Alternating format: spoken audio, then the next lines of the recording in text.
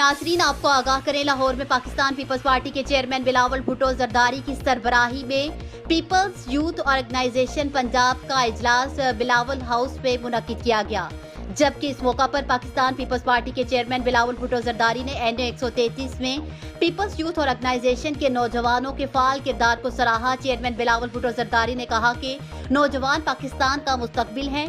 कल के पाकिस्तान की तकदीर आज के नौजवानों के हाथ में है। बिलावल भुट्टो जरदारी का कहना था कि नौजवानों को बेरोजगार करके इमरान खान मुल्क के मुकद्दर के साथ खेलने की कोशिश कर रहे हैं। उन्होंने मजीद कहा कि पाकिस्तान पीपल्स पार्टी पंजाब के नौजवानों की उम्मीद है।